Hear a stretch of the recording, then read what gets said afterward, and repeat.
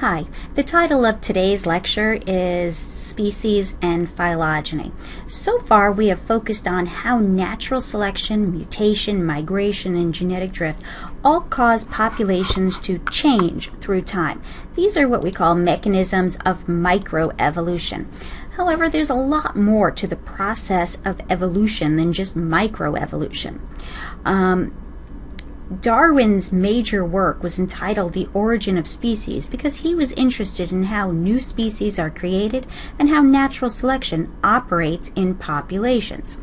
Evolutionary theory also informs us how new species come into existence, how they arose. These processes are mechanisms of macroevolution. And to properly interpret the fossil record and to reconstruct the human lineage, we need to understand how new species and higher groupings are created and transformed over time. Species are the fundamental building blocks of evolution. Their boundaries provide the limits to variation and to change. This is because evolution is a process that describes change in populations, not in individuals. Species are also not abstractions created by scientists.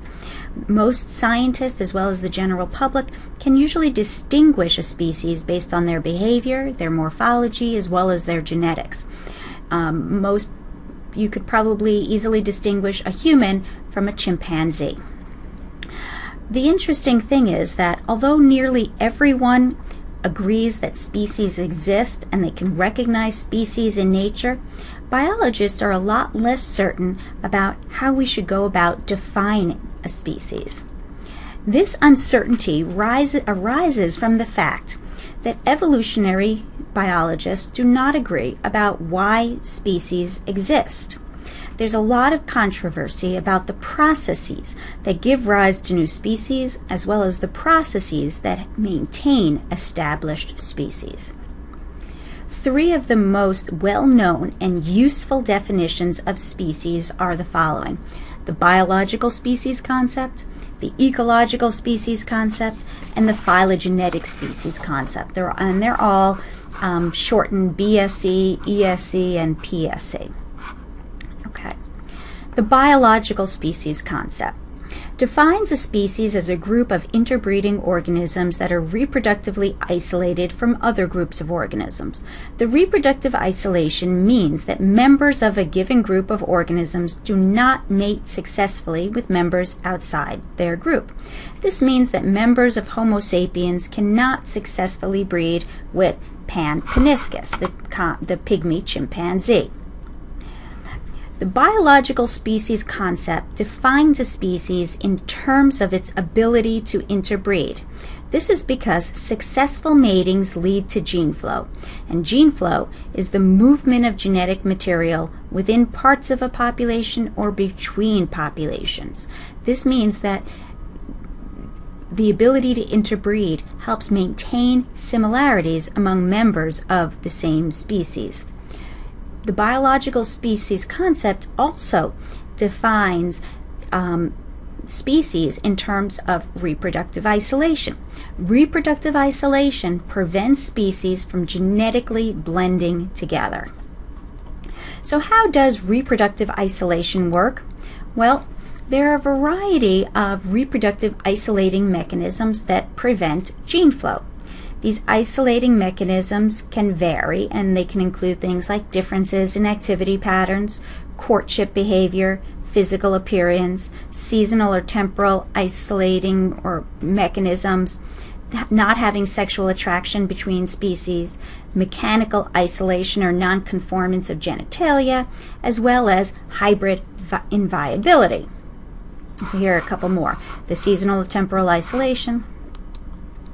So the ecological species concept is a little bit different than the biological species concept. The ecological species concept emphasizes the role of natural selection in maintaining species boundaries.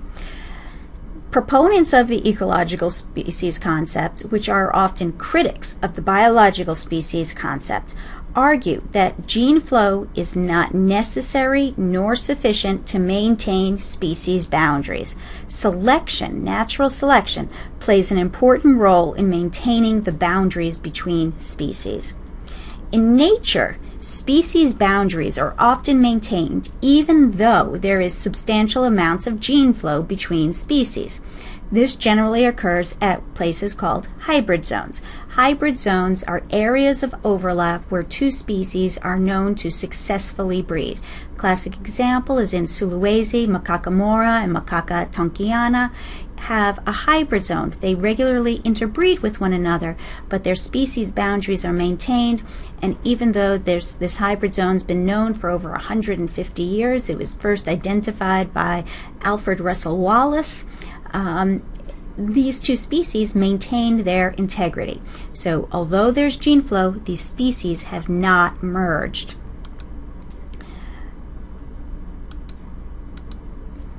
So what are some of the reasons why these species boundaries are actually maintained? Well, one species may have a preference to mate with more similar individuals, so there's positive assortative mating. You also sometimes have reduced viability of offspring from hybrid matings, and also there's a preference to mate with macaca tonkiana and not macaca mora. So specifically that the gene flow is unidirectional, not both ways. There are also a number of species that seem to be able to maintain their coherence without gene flow between isolated subpopulations. For example, the spectral tarsier in northern Sulawesi is separated from the tarsiers on the northern island of Sangir. They've been separated for over 10,000 years, and yet genetically, behaviorally, and morphologically, they are exactly the same. So the argument for the ecological species concept is that species can be maintained without gene flow. What is actually maintaining species boundaries in these situations? Well, proponents of the ecological species concept say it's natural selection. Natural selection maintains species boundaries in these situations. Most biologists still believe that reproductive isolation plays a much more important role in creating and maintaining species than does natural selection, and that natural selection only operates in a few situations. The last species concept that I want to mention is commonly called the phylogenetic species concept.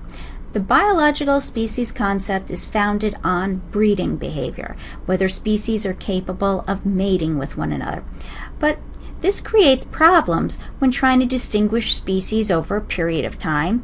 It's hard to know. In fact, it's impossible to know whether two fossil specimens were capable of interbreeding. It's also difficult in the fossil record to distinguish between interspecific, between two different species, and intraspecific variation within a species.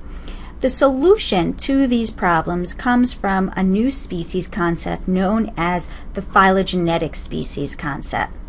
The phylogenetic species concept basically states that species can be diagnosed if they possess one shared unique character, one synapomorphy. This is a very, very important concept in both biology and anthropology. So it's helpful to know how species come into existence. Okay? It's not only helpful to know how species come into existence, but there's also a tremendous amount of uncertainty about how to not only is there uncertainty about how to define a new species, but it's also very unclear how new species are in fact formed. This is because the process of speciation is very difficult to explore empirically. Speciation is generally defined basically as the evolution of new species. Okay? And new species generally evolve too slowly for any single individual to study the entire process during their lifetime. Speciation also occurs too rapidly to be detected easily in the fossil record. Despite this, biologists have compiled a substantial body of evidence providing important clues about the processes that give rise to new species. There are three There are three main types of speciation: allopatric, parapatric, and sympatric, and I'm going to go through each of these individually. Allopatric is when a new species forms in geographic isolation from its ancestor. So you have a species and it forms in isolation from its ancestor in a different region. A parapatric speciation is when a new species evolves in a geographically contiguous or neighboring area. And sympatric is a new species evolves within the geographic range of its ancestor. And let's go through each of these and show some examples. So allopatric speciation, as I said, occurs when a population is divided by some type of barrier. So different parts of the population adapt to different environments. As an example, let's say we have a population of medium-beaked finches that live in wet habitats and dry habitats. Some finches disperse to a dry island where they evolve deeper beaks, but due to a volcanic eruption on the dry island, they return to their original home. The new species has formed, though, due to reproductive isolation.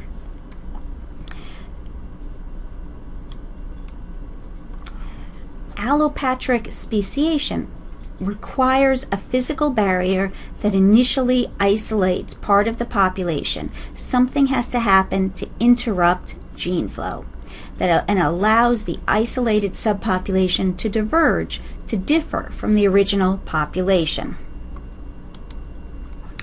Ernst Mayr, a well-known evolutionary biologist, distinguishes between different types of allopatric speciation. The first model he refers to as the dumbbell model, and this is the allopatric speciation that we were just talking about, where allopatric speciation due to a physical barrier, and the ancestral population is literally divided into two equal halves.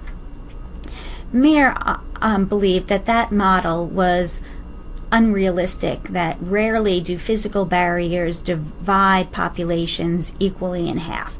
He argues that a better way for allopatric speciation to occur is what he calls the peripheral isolate model, where a small population at the edge of a species range becomes reproductively isolated. Mayr suggests that this is much more common in evolution as a form of allopatric speciation. One of the reasons is that it is much more probable that a small edge population would be isolated than as a form of isolation developing in the center of the species range and separating two. It's also well known that species on the edge of a population are distinct in their form from the average individual in the center of the population. Distinct peripheral isolates have regularly been observed on island populations. Additional evidence for peripheral isolates as a form of allopatric speciation comes from what we call ring species. In ring species, the populations of a species are arranged geographically in a ring, in a big circle, and the endpoints do not meet. When they do meet, the two forms behave as good reproductively isolated biological species. So they are the middle parts can all interbreed, but the end parts cannot. The second form of speciation is what is called parapatric speciation. Remember, proponents of the ecological species concept contend natural selection can lead to speciation even when there's gene flow. So parapatric speciation is that a new species can be formed if natural selection is combined with partial genetic isolation. So a new species evolves from a contiguous population rather than a separate one. So see, these fish are slightly slimmer than these. They've been they're isolated off to the side, partial genetic isolation and natural selection selecting for that. Okay, so the crucial evidence for parapatric speciation concerns a type of geographic variation called hybrid zones. A hybrid zone, as I mentioned earlier, is an area of contact between two different forms of a species at which hybridization takes place. the two species interbreeding in the hybrid zone means that speciation is incomplete. The third form of speciation is sympatric speciation. They contend that strong natural selection favoring different phenotypes can lead to speciation even if there's no geographical separation, as needed with allopatric, and even if extensive gene flow is present. It's theoretically possible. It's been introduced in laboratory populations, but it's never really been observed in nature. One similarity between all three models of speciation is the predicted rate of speciation depends on the number of available ecological niches. The rate of speciation depends on the number of available ecological niches. A niche is a particular way of making a living, including types of foods eaten, how and where food is acquired, and if many niches are available, then lots of new species can evolve to fill those ecological niches. When a single kind of animal or plant diversifies to fill many available niches, the process is referred to as an adaptive radiation. The expanse of mammals following the demise of the dinosaurs is one of the best examples of an adaptive radiation. Mammals filled every niche after the dinosaur went extinct. Before dinosaurs went extinct, they had just evolved and filled just a few ecological niches.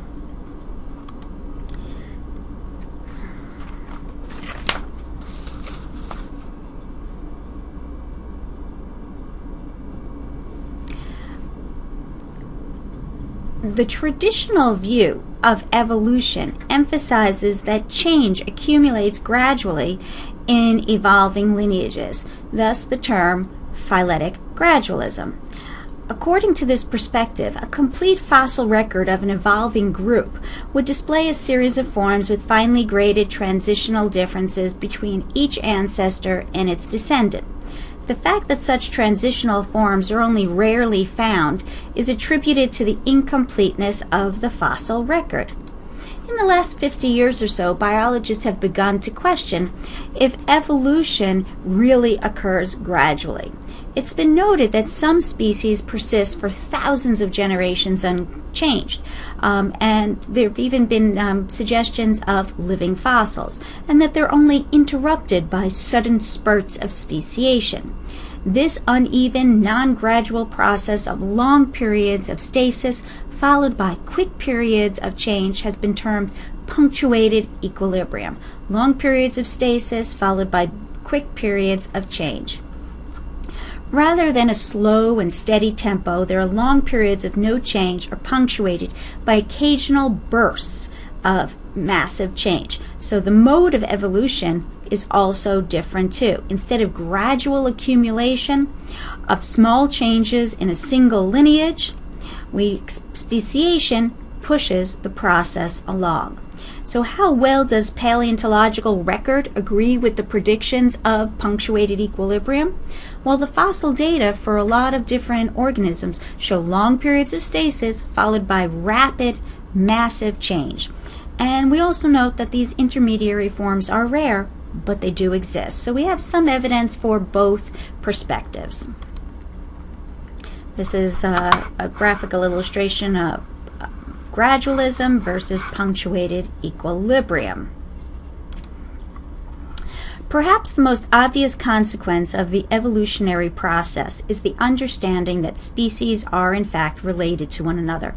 Organisms can be classified hierarchically based on their similarities and differences, and species relationships are hierarchical in that they are all based on branchings from a common ancestor, and branches cannot remerge to form a single species. These hierarchical relationships between species are referred to as phylogenies. A phylogeny is a hypothesis about how species are related to another. These phylogenies are usually based on numerous characteristics, especially morphology, behavior, and genetics. In these phylogenies, the groups of species, or the species, are grouped together based on their similarities and differences. The problem in developing phylogenies is that similar features are not always necessarily, that similar features are not always necessarily similar. Similar features are not always necessarily similar. There are two main types of biological similarity in nature.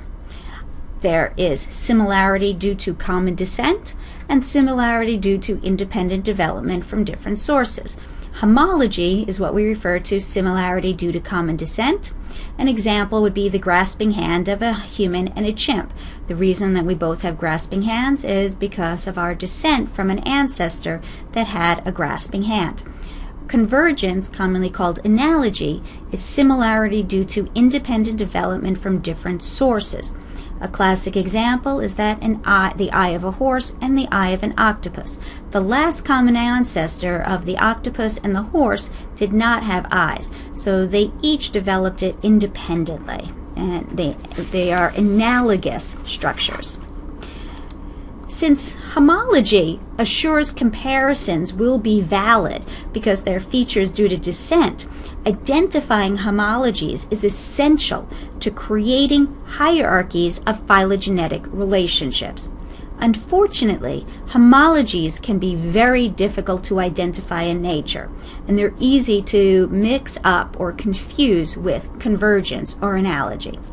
There are two primary methods for reconstructing phylogenies: numerical taxonomy and cladistics. The goal of each method, of both methods, is to construct a tree with the early common ancestor as the trunk and the descendant as the branches.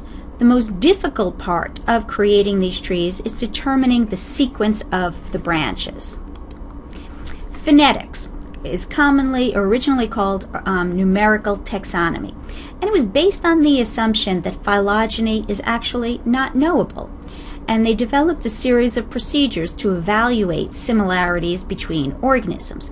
The problem is phonetics does not distinguish between homology and convergence. So the relationships between organisms are expressed as a measure of phonetic distance or similarity, and it's obtained using this algebraic algorithm from a matrix of characteristics, and it measures overall similarity or difference to assess closeness of the relationship between species. And this method assumes there's a proportionate relationship between physical similarity and time of divergence from a common ancestor. So it seems logical that two forms that are physically similar shared a more recent common ancestor than two forms that are very different. The one advantage of phonetics is that phonetic trees have the ability to estimate the time of divergence between different species, and that's not true of the next method, which is called cladistics. Cladistics was originally known as phylogenetic systematics, and it's based on the belief that one must discriminate between homology and convergence in order to reconstruct an accurate family tree. It's also important to avoid using ancestral characteristics. Ancestral characteristics are a type of homology. Ancestral characters are traits that are found in the common ancestor of the species being classified. And ancestral traits are commonly called simplesiomorphies, traits also found in the common ancestor. Instead, cladistics exclusively uses a type of homology called synapomorphies. These are shared derived traits, features that have evolved since the time of the last common ancestor. So how do you distinguish between ancestral and derived traits? Ancestral characteristics generally appear earlier in organismal development. They also appear earlier in the fossil record. And lastly, they are also seen in outgroups. These are taxonomic neighboring groups that are related to the species of interest. And lastly, we can also reconstruct phylogenies using genetic distance data. Molecular data can also be used to reconstruct phylogenies. Molecular data in particular are very useful because they provide a large number of easily comparable characteristics. However, molecular data are used in a completely different way to reconstruct phylogenies. Instead of looking for shared derived characteristics, biologists compute a measure of genetic similarity or genetic distance between pairs of species. Scientists then reconstruct phylogenies based on the assumption that the pairs of genetically similar organisms have a more recent common ancestor than less similar genetically organisms. The molecular technique called DNA hybridization is an important tool for measuring genetic distances and used in reconstructing phylogenies. Basically, DNA is extracted from two different species. It's cut into really small pieces. The DNA from both species is allowed to mix, and the fragments do in fact bond together. DNA from closely related species will bond more strongly than DNA from more distantly related species. When the DNA is heated until the bonds dissociate, a higher temperature is generally required to separate DNA bonds of closely related species. Lower temperatures are needed to separate bonds of less closely related species. The temperature at which half of the bonded DNA has dissociated is a measure of how many DNA bases are identical. And this is how we provide a measure of genetic distance between organisms.